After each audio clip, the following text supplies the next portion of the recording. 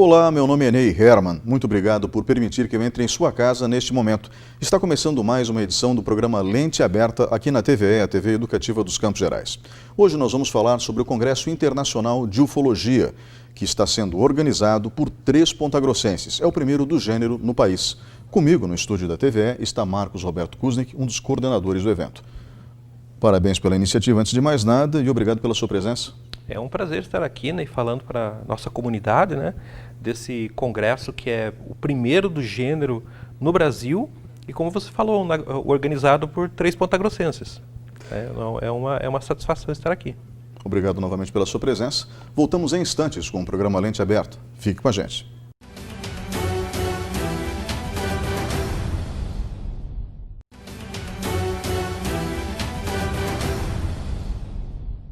Olá, estamos de volta com o segundo bloco do programa Lente Aberta. O tema de hoje, Congresso Internacional de Ufologia, que vai acontecer entre os dias 6 e 10 de novembro, portanto, na semana que vem, e está sendo organizado por 3 pontagrossenses. É o primeiro evento do gênero no país.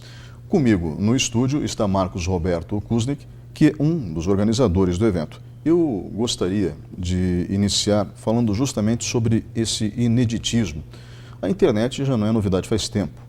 Ufologia também não é um assunto necessariamente novo. É verdade. Por que se demorou tanto tempo para fazer um congresso internacional com base digital?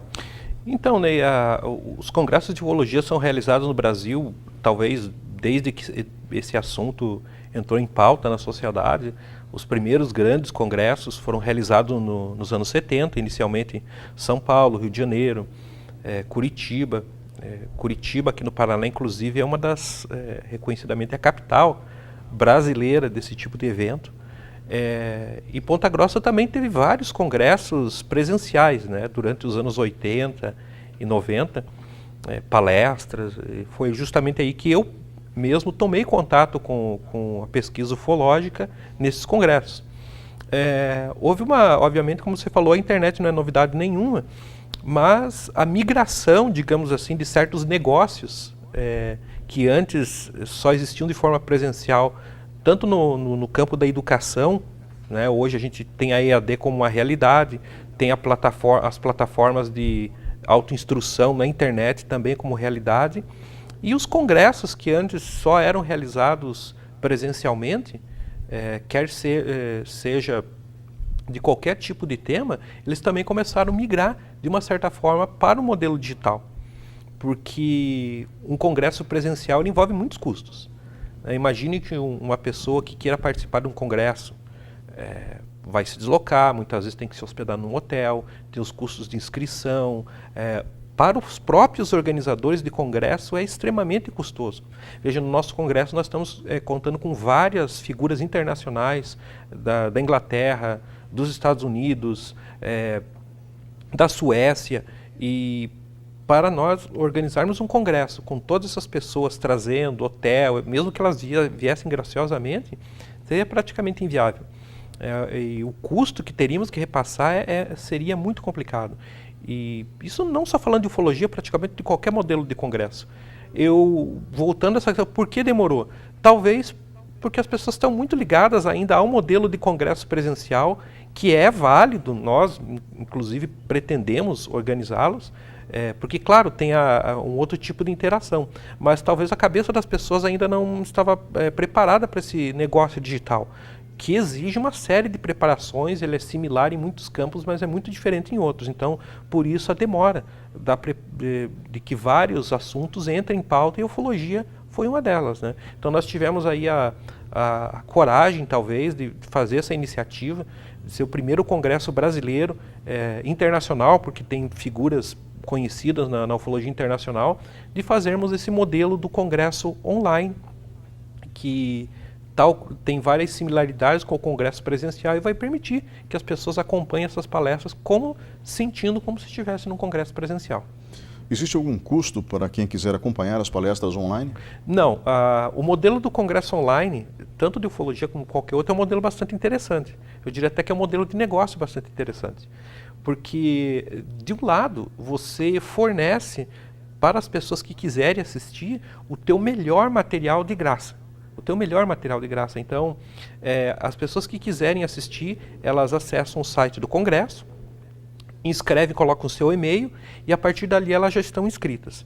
Aí elas vão começar a receber certas mensagens avisando, olha, a programação do Congresso é tal. Então, 10 horas da manhã do dia 6 vai ser a palestra do tal palestrante, às 17 horas vai ser do tal palestrante e naquele momento elas podem entrar na sala, é uma sala virtual, elas entram, se ainda não tiver começado tem uma sala de espera e pontualmente no momento a palestra começa a ser transmitida e a pessoa assiste como se estivesse em um auditório. Né? Essa é a ideia do Congresso Online. Então, para o dia 6 até o dia 10, todas as 20 palestras que nós conseguimos organizar para esse congresso, todas elas poderão ser acompanhadas de graça para quem se inscrever no congresso. Qual é o site do congresso? É www.ufoonline, com um o só, ufoonline.com.br. Com um o só entre as palavras, exatamente, entre as duas uma palavras. brincadeira com a palavra, ufoonline.com.br. Então, lá no site já está com a programação do congresso, todos os palestrantes, o horário que as palestras serão transmitidas e a pessoa colocando o seu e-mail, ela já está automaticamente inscrita e vai poder acompanhar a transmissão. Parece que o evento inicia justamente com um outro pontagrossense que ficou muito conhecido na década de 80 e 90 aqui em Ponta Grossa por ter sido um dos primeiros astrólogos sérios, ou seja, quem lidava com a astrologia de maneira séria, que é o Jaime Lauda. O Jaime Lauda. Nós, até uma homenagem que a gente fez ao Jaime, que o Jaime, na verdade, ele é espanhol. Né? Ele é espanhol, mas morou na nossa cidade durante muito tempo. Não tem sotaque algum? Não tem sotaque algum, mas ele é espanhol. Ele morou na nossa cidade e foi justamente com ele. A primeira palestra de ufologia que eu vi, feita aqui no SESC, em Ponta Grossa, se não me engano foi em 1987, era uma palestra do Jaime. Eu era adolescente, fui assistir a palestra, fiquei maravilhado. Né? O Jaime é uma pessoa especialista em criar um clima, né? Criar um clima aconchegante, um clima de mistério, né? E aquilo me cativou de uma forma maravilhosa. Ele tinha uma livraria esotérica, que talvez muito do que nos vem se lembre, na rua 15 de novembro, a livraria Vidia, uma livraria especializada em esoterismo e ocultismo, que era um verdadeiro point da cidade, né? Todos nós frequentávamos lá e nos encontrávamos, então eram assuntos de ufologia, ocultismo, esoterismo, era maravilhoso. E hoje o Jaime está em Curitiba, onde continua com sua profissão de astrólogo, mas ele foi um dos pioneiros da ufologia no Brasil, foi fundador de várias entidades de pesquisa ufológica, militou na ufologia durante muitos anos, estava assim meio que como apenas acompanhando, mas vai também dar a sua contribuição, ele que é autor também de livro na área, sobre ufologia, e abrindo justamente o nosso congresso às 10 horas da manhã do dia 6, que é segunda-feira. Eu achei isso interessante. O senhor mesmo é um dos palestrantes, aliás, o segundo palestrante do primeiro dia. Isso. O senhor vai falar sobre OVNIs podem ser detectados? Exatamente. Isso é uma questão interessante. Muita gente pergunta, será possível detectar os OVNIs usando algum tipo de equipamento? Houve casos na história, talvez o mais famoso da história mundial é um caso brasileiro, que é a Noite Oficial dos OVNIs no Brasil. Em 1986, 15 pontos foram radarizados pelo Sindacta 1, baseado em Brasília, e houve uma celeuma, vários radares de outros aeroportos, enfim, detectaram esses 15 plots, esses 15 pontos no radar, e decolaram caças da base de Anápolis, em Goiás, vários aviões civis visualizaram os OVNIs. Então, mas além disso, há muitas tentativas. Eu mesmo fiz algumas experiências aqui, com detecção de campos magnéticos, etc. Claro, é uma área altamente especulativa, porque dependendo da natureza do OVNI, né, é bem possível que determinados OVNIs não possam ser mesmo detectados. Mas talvez alguns possam, né? Então aí é a beleza, talvez, desse campo, desse tão experimental. Eu vou puxar agora, melhor dizendo, o tema da primeira palestra do Jaime Lauda, que é o despertar de uma nova consciência em relação à ufologia. Isso. E perguntar a partir do tema dessa palestra que abre o evento no dia 6 às 10 horas da manhã, afinal de contas, o que é a ufologia e por que Jaime Lauda coloca como como eu posso dizer, a necessidade de se despertar para uma nova consciência? Então, inclusive, esse é o tema do livro do Jaime. Ele tem um livro que chama Ufologia, Despertar de uma Nova Consciência. Infelizmente é um livro que está esgotado, talvez alguém possa encontrar em algum sebo por aí, mas para a gente, no final dos anos 80, o encontro com essa realidade de que nós estaríamos sendo visitados por outras civilizações, e não agora, mas desde a mais remota antiguidade, ela trazia um certo choque cultural. A gente tem que ver isso dentro de um contexto de uma verdadeira revolução cultural. Isso nos dava conta, nos fazia olhar para a nossa própria humanidade. Eu acho que esse é o grande paradoxo da ufologia.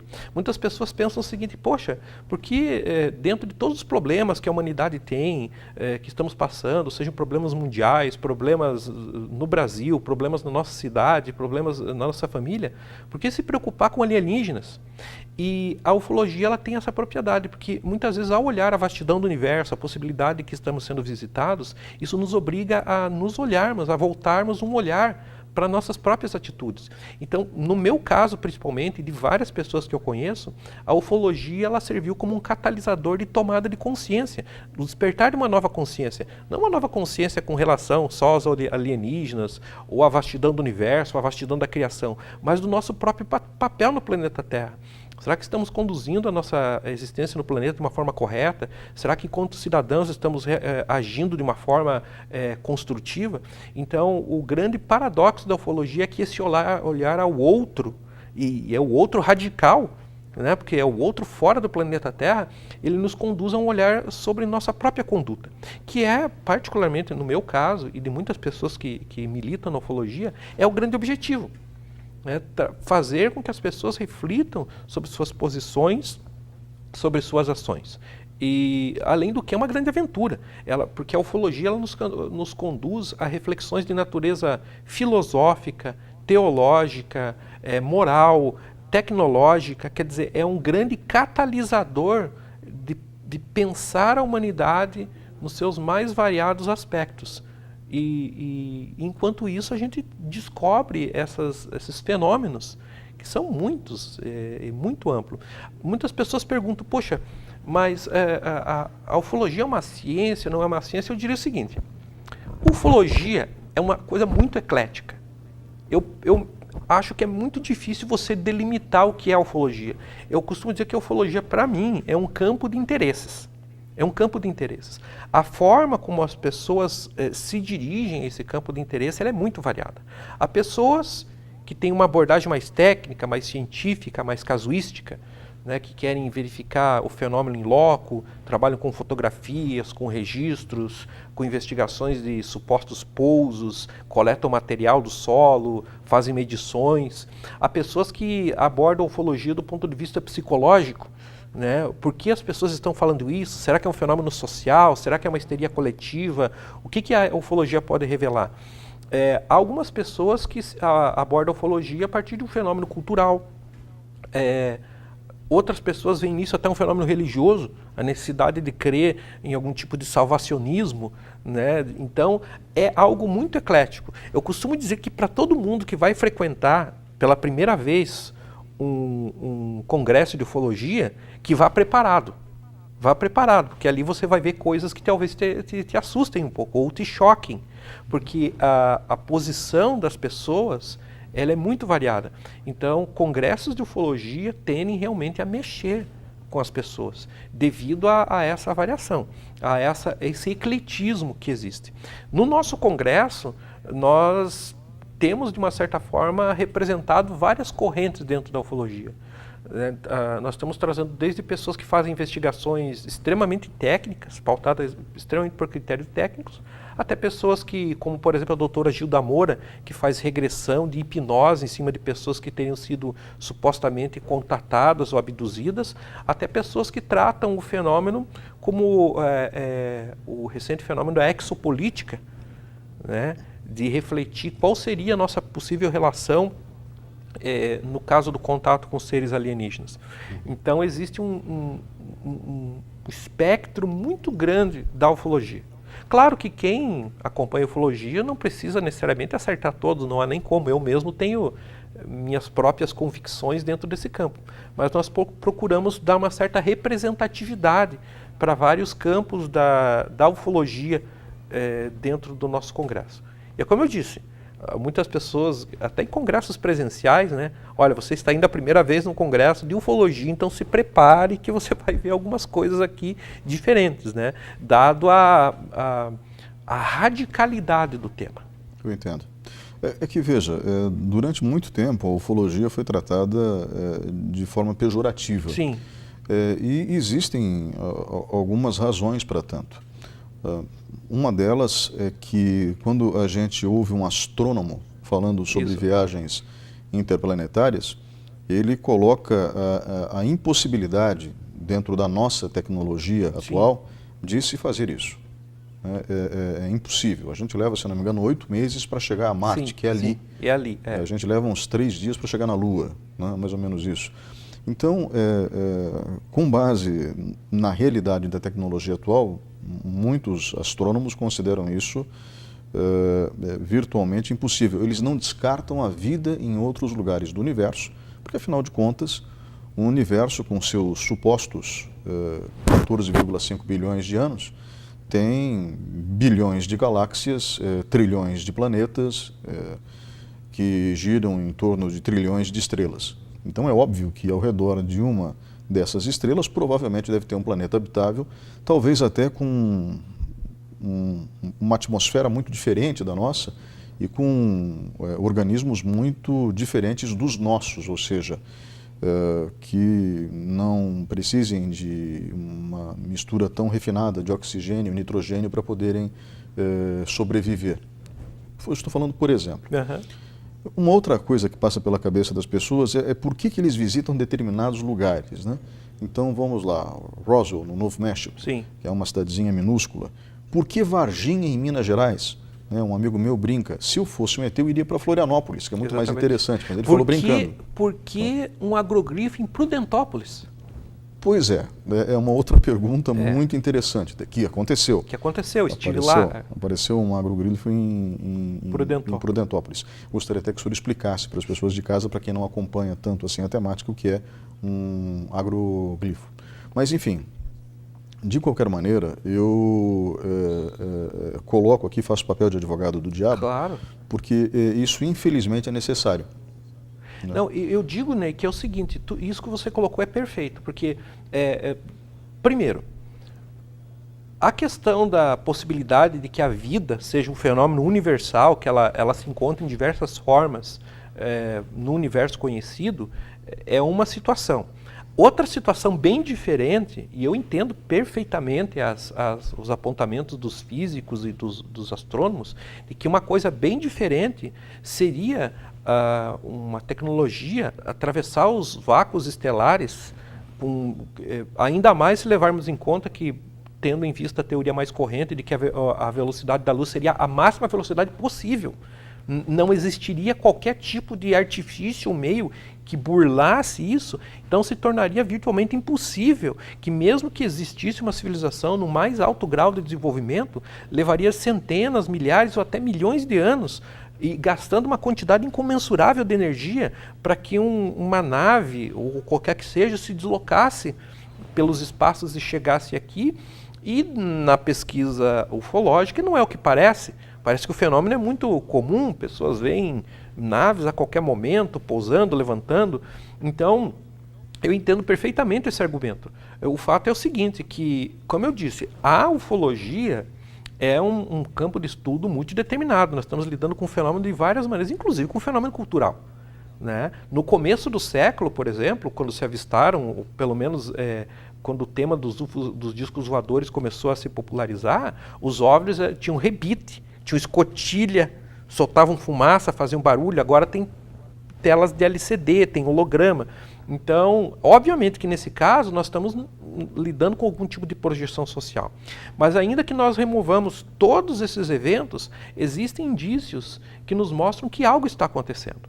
E aí entram as teorias, especulações, e aí não só feitos por amadores, por ufólogos ou por pensadores de botequim, mas por cientistas que têm contato com o último estado da física, com a pesquisa, que diz, não, pode ser que exista algum tipo de tecnologia que não esteja sujeita a isso que nós conhecemos e que realmente a Terra esteja sendo visitada por algum tipo de inteligência.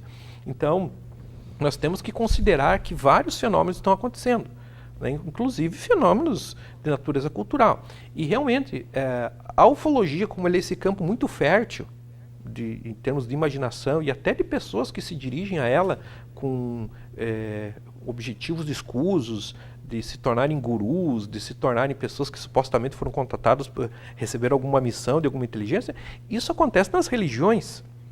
E a ufologia, em alguns campos, não deixa de ter se tornado para alguns uma espécie de religião, né? de crer que alienígenas seriam enviados para nos tutelarem de alguma maneira. Então é normal. Agora, assim como nem toda religião é picaretagem, né? Nem toda religião é picaretagem, nem tudo que está dentro da ufologia é picaretagem. Tem sim, de fato, e os pesquisadores que são sérios, ou que não sejam nem pesquisadores, mas as pessoas que gostam de acompanhar o tema e que o fazem com seriedade, elas sabem discernir quando certos indivíduos estão ali tentando se passar por algum tipo de coisa.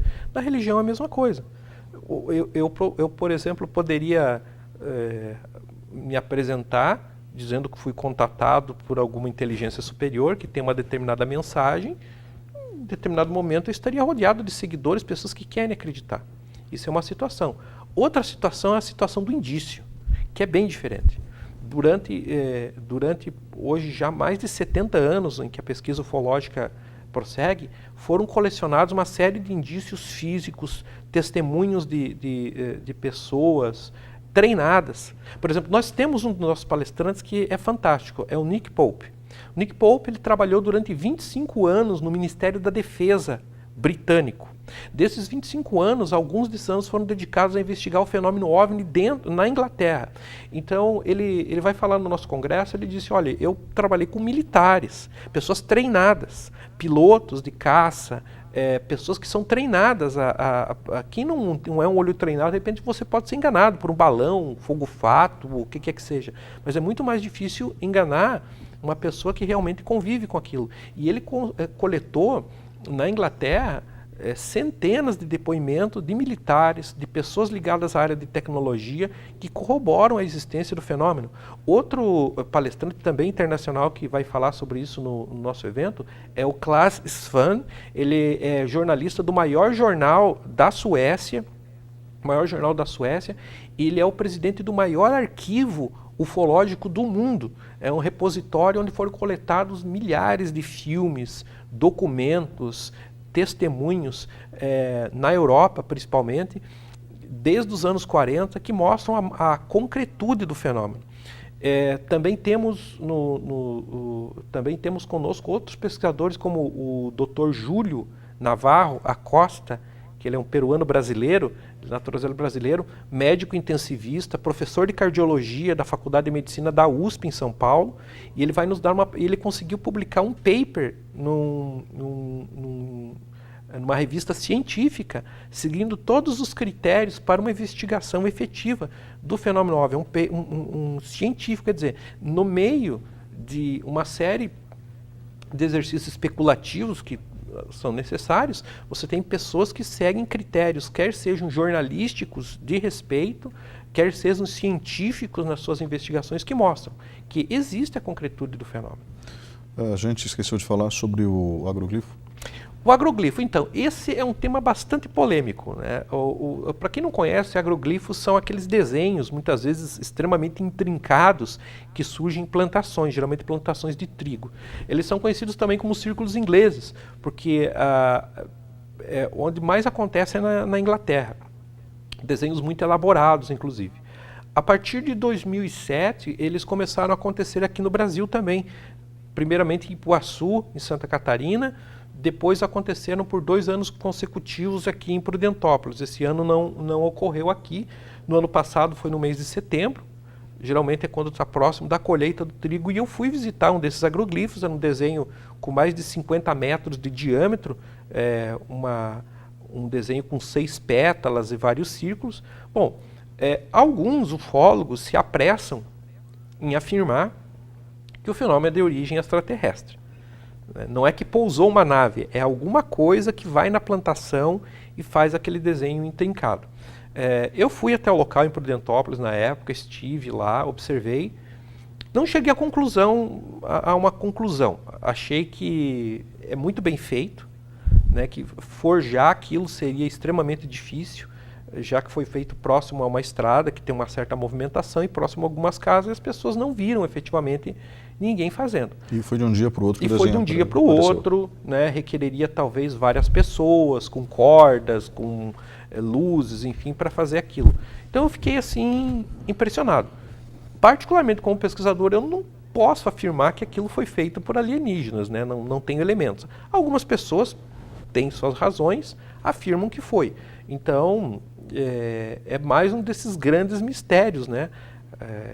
Se tivesse acontecido agora em Prudentópolis, possivelmente eu teria me dirigido junto com a minha equipe lá e feito coleta de solo, do trigo, etc., para tentar me aprofundar nessa investigação, mas para mim particularmente não foi possível. Como eu disse, há alguns ufólogos que afirmam que aquilo é de origem extraterrestre. Já outros ufólogos também dizem que não, que é uma fraude, né, que são pessoas que fazem, que elas têm a técnica para fazer aquilo muito rapidamente, né? Eu particularmente não pude chegar a uma conclusão definitiva sobre esse tema ainda.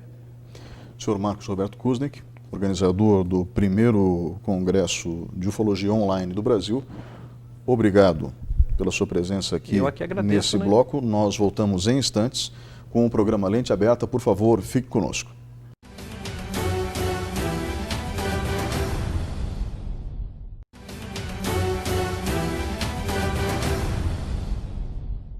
Olá, meu nome é Ney Hermann e este é o terceiro bloco do programa Lente Aberta. O tema de hoje, o primeiro Congresso Brasileiro Internacional de Ufologia, o primeiro do gênero no país. Comigo no estúdio está um dos organizadores do evento, Marcos Roberto Kuznick. Aliás, evento que está sendo coordenado, desenvolvido, melhor dizendo, por 3 pontagrossenses. É o primeiro evento do gênero no país e esses 3 pontagrossenses são o historiador, Marcos Roberto Kuznick, e os jornalistas Jamil Salum Júnior e Márcio Islom. Isso. Então, parabéns aos 3 pela iniciativa de fazer algo que é muito raro, pelo menos na América Latina, e no Brasil, com certeza, o primeiro evento do gênero. Eu gostaria de resgatar alguns aspectos da programação, e nós falamos das 2 primeiras palestras. Sim, a primeira com o espanhol. Eu achava que ele era pontagrossense porque era imperceptível o sotaque, pelo menos, quando eu o conheci, Jaime Lauda, que abre o evento no dia 6, o evento vai dos dias 6 a 10 de novembro. E nós temos, como o senhor mesmo disse, palestrantes de outros países, por isso internacional, Inglaterra, Portugal, Chile, Suécia, Estados Unidos, enfim. Pessoas que entendem muito do gênero. O senhor já mencionou alguns deles no bloco anterior, e os temas, eles são sempre muito curiosos, porque falam sobre, por exemplo, no caso de Gilda Moura, que é uma das palestrantes, sim, acho que do último dia, sim, ela vai falar sobre abduzidos, híbridos e a transição planetária. Exatamente. É uma teoria que ela desenvolveu ou ela está abordando teorias desenvolvidas? Isso.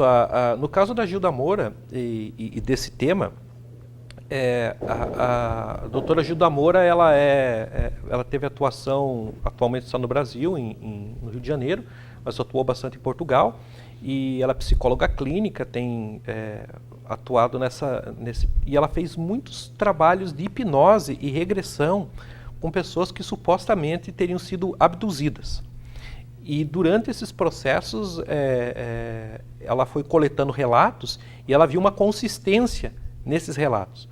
Então, vamos dizer o seguinte, que você fantasiou todo aquele processo. Você está hipnotizado e você começa a narrar que foi abduzido, que entrou dentro de uma nave, etc. né, muitas vezes aquilo vai refletir o quê? As suas fantasias, os filmes, algum filme que você viu sobre alienígenas, etc. Mas na pesquisa dela, ela encontrou elementos que as pessoas não podiam ter auferido em outro local e que com uma certa consistência narravam. Por isso, da conclusão de que alguns desses supostas abduções poderiam ser verdadeiros.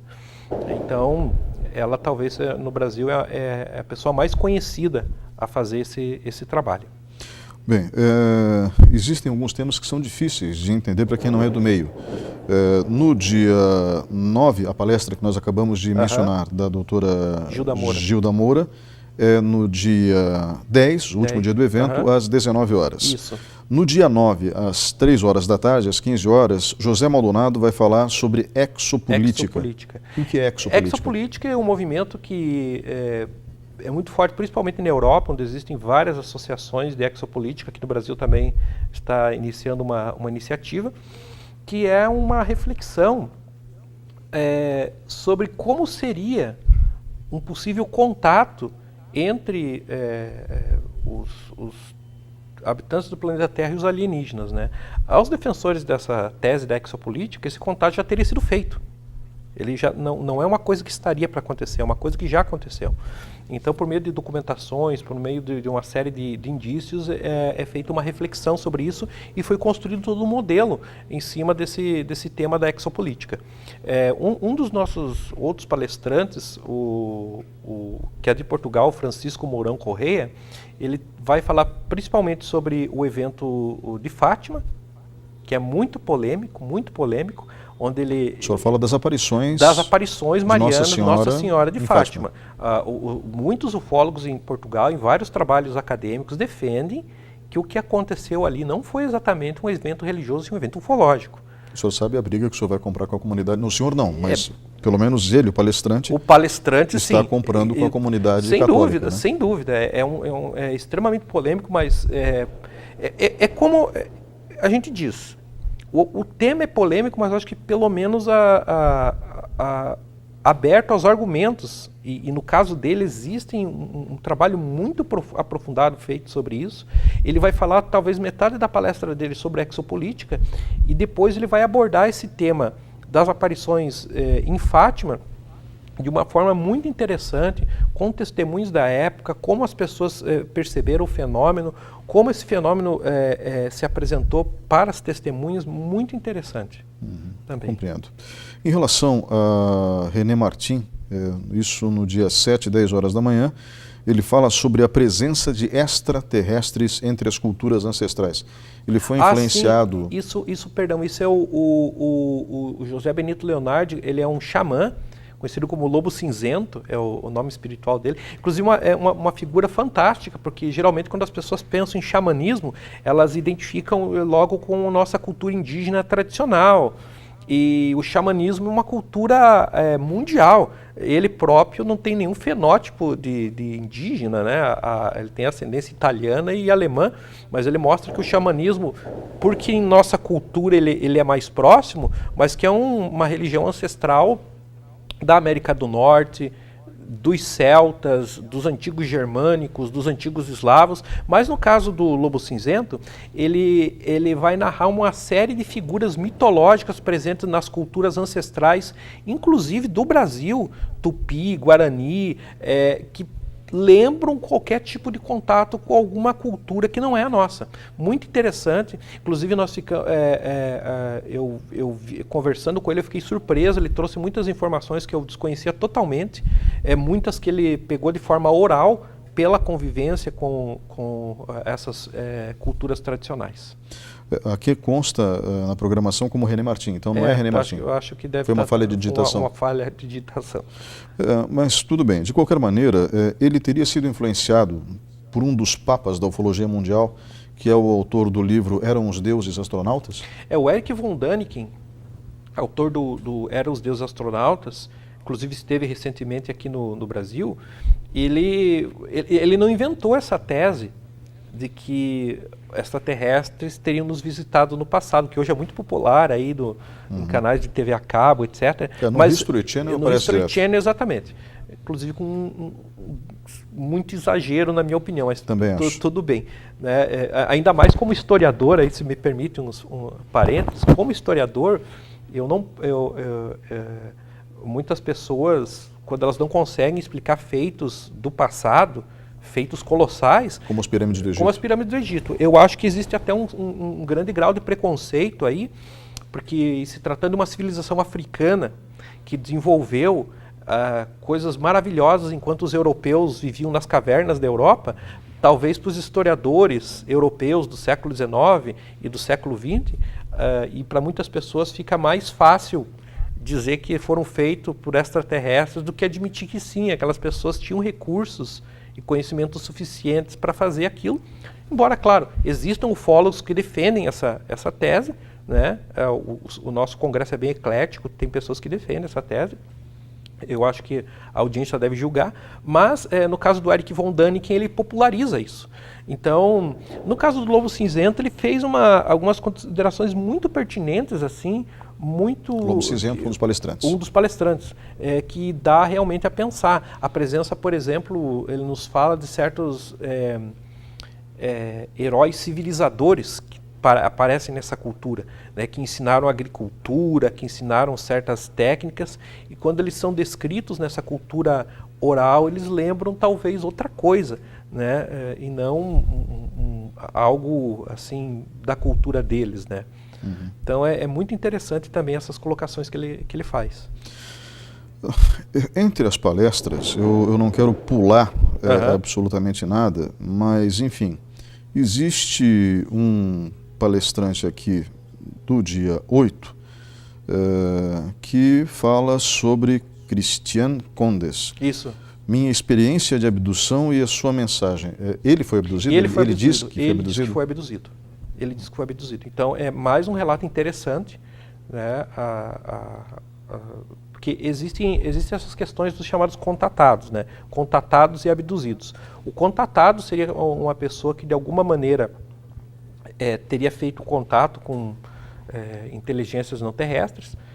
Esse contato poderia dar-se de forma efetiva ou até psíquica, muitas vezes, segundo eles alegam.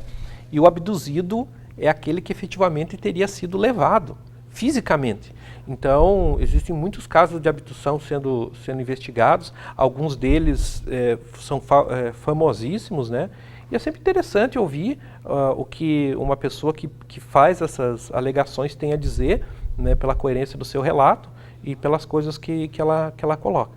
Como a gente falou, quando nós estávamos organizando o congresso, e organizar um congresso com tantos palestrantes, nós tivemos essa preocupação de, como eu disse, de fazer uma representatividade.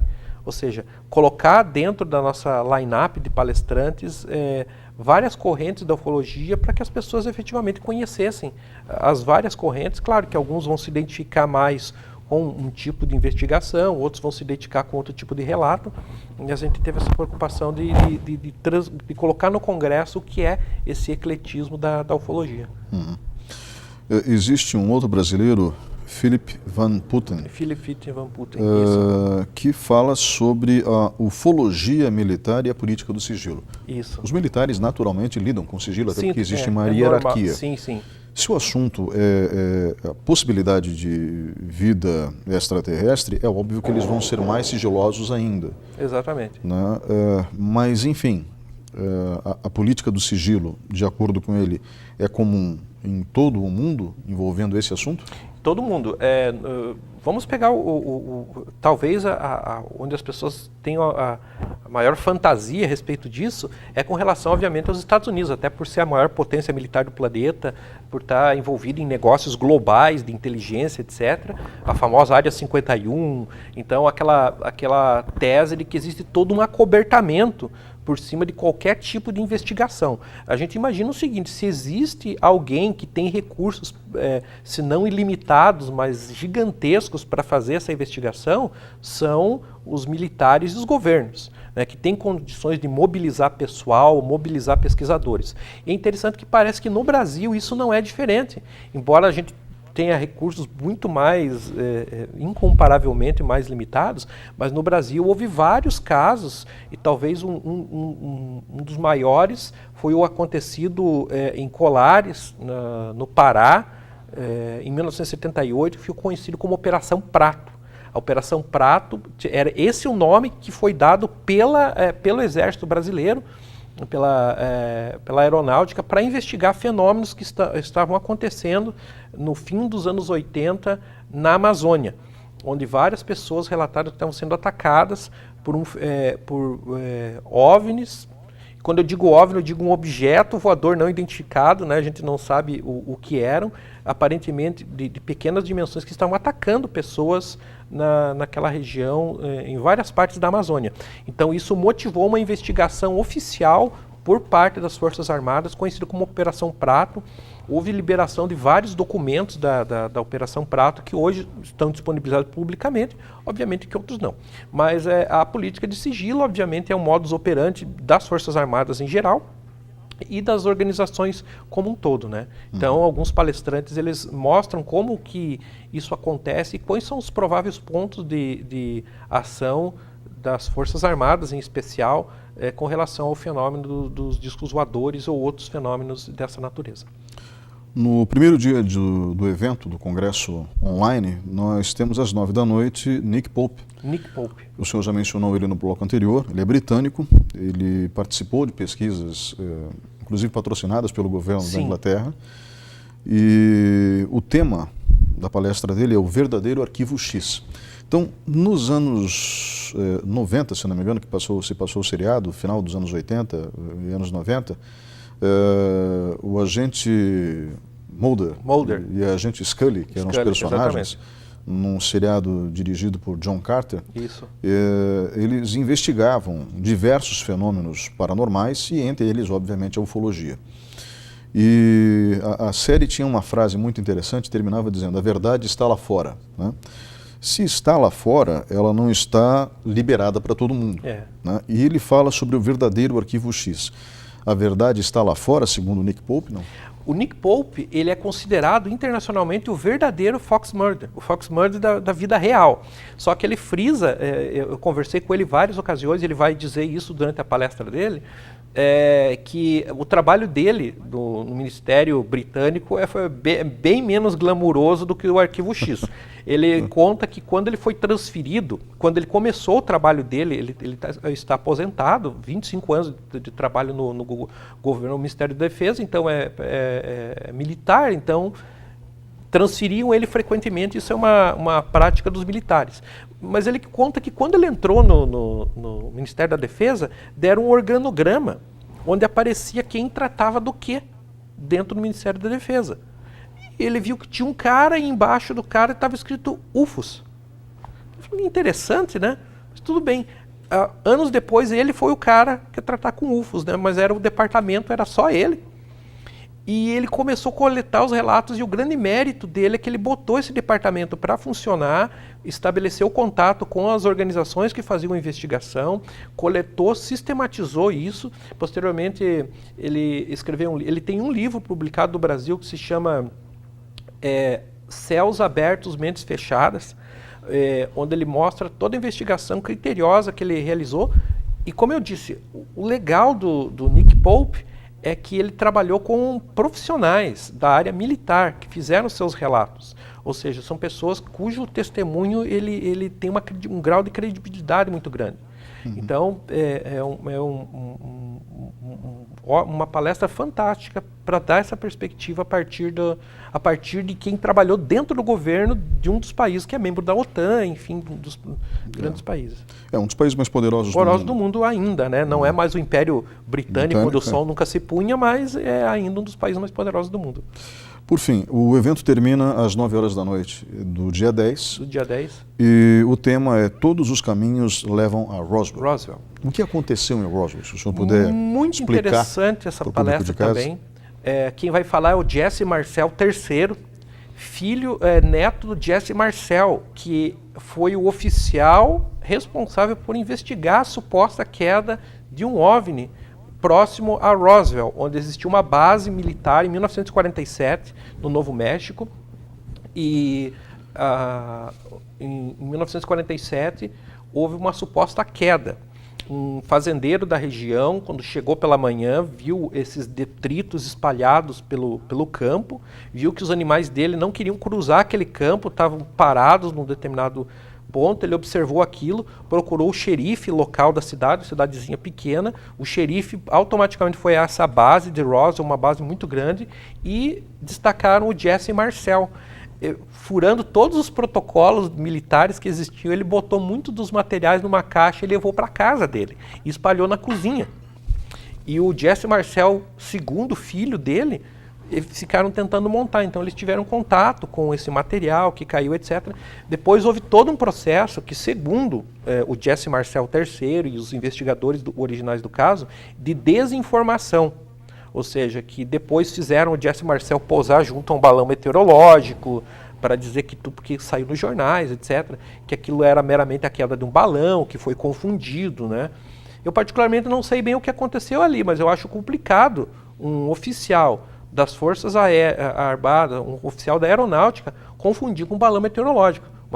Então é uma coisa difícil de engolir. Recentemente um agente da CIA, aposentado, veio dizer que não, que ele investigou o caso alguns anos depois e que realmente alguma coisa aconteceu ali. Então o Jesse Marcel vai falar como foi crescer nessa família, né, que teve esse contato, vai falar do avô dele, do pai dele, que depois foi o Dr. Jesse Marcel II, médico das Forças Armadas, seguiu carreira militar. Então ele vai nos dar uma perspectiva, falar do evento e falar um pouco como foi a família dele esse evento de Roswell. Eu sei que entre os palestrantes existem alguns que vão falar sobre os casos mais significativos da ufologia no Brasil. Um deles, obviamente, é a história de Varginha. Isso. Por que Varginha? Foi um acidente? Varginha é considerado, em Minas Gerais, é considerado o Roswell brasileiro, mas eu acho que ele é muito maior que o caso Roswell. É muito maior. Porque o caso Roswell ficou envolvido em todo um secretismo muito grande, a quantidade de pessoas teve acesso em off, então não houve assim muitas testemunhas civis do caso.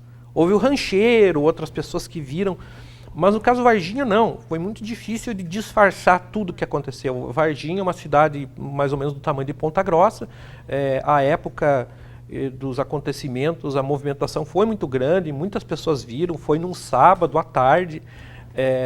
Então acabou que muitas pessoas testemunharam. Houve uma situação de uma morte de um policial militar muito estranha. Enfim, o caso Varginha, eu acho que, é minha opinião, que é o maior caso da ufologia mundial. Esse caso de Varginha. Seria uma queda de uma nave? Seria uma queda. Não, que foi, na verdade, ninguém viu exatamente a queda da nave, se aconteceu. A questão foi o avistamento das criaturas e a captura das criaturas. Um dos relatos, ele é incrível. Porque o que as pessoas pensam é o seguinte, tá, mas como alienígenas? A pessoa pensa, mas peraí, como que alienígenas vão vir de um planeta com uma tecnologia superior, vai dar pau na nave, né, vai arrebentar a correia, queimar o rotor e vai cair em Varginha? É uma coisa meio inacreditável. A gente não sabe bem o que está por trás disso. E como que um alienígena de uma cultura superior vai se ver desamparado num terreno baldio de Varginha? Bom, aparentemente esse alienígena não era bem uma vida inteligente. As pessoas acham que era uma espécie de animais alienígenas. E um deles foi visto pelas testemunhas e o outro foi dado um comando para os policiais saírem à procura. Um policial que não estava de serviço, ele entrou em serviço, pegaram um Fiat Uno e saíram dando uma ronda na cidade. Eles viram uma das, porque eram mais de uma, mas aparentemente eram 3. Esse policial saiu, pegou a criatura, colocou no colo, sentou no banco de trás do Fiat Uno e levaram para o hospital. Esse policial, o Marco Eli Xerezi, ele veio a falecer muito pouco tempo depois de leucemia, muito rapidamente. Houve uma demora muito grande para liberar o atestado de óbito dele, o que causou transtornos para a família, até por questões de pensão, etc. E a família nunca aceitou a versão oficial da causa-morte. Ou seja, No caso Varginha, ele tem todos esses componentes que geralmente estão envolvidos nos OVNIs, né? Conspiração, secretismo, desinformação, né? E como outros que as pessoas vão abordar no Congresso. Muito obrigado pela sua presença hoje no programa Lente Aberta. Estamos encerrando essa edição. Eu gostaria que o senhor deixasse de novo o site para que as pessoas pudessem acompanhar o evento que vai acontecer entre os dias 6 e 10 de novembro, por favor. Então, www.ufoonline.com.br. É só acessar lá que vocês vão ver a programação do Congresso, é só colocar o e-mail e a partir daí vocês vão poder acompanhar essas palestras transmitidas entre o dia 6 e o dia 10, totalmente de graça. Boa sorte no evento, que tudo ocorra bem e que vocês tenham muitos inscritos.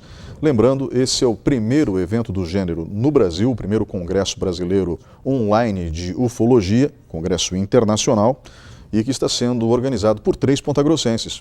Pessoas extremamente sérias em seus campos de atuação, o historiador Marcos Roberto Kuznick, que nós entrevistamos, além dos jornalistas Jamil Salum Júnior e Márcio Slompo. Nós voltamos na semana que vem. Um grande abraço.